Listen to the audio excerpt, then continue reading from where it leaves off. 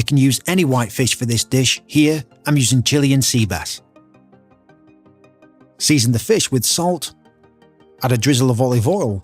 Now place in a hot pan, skin side down, and cook 5 minutes. After 5 minutes, turn over and cook in the oven for 8 minutes.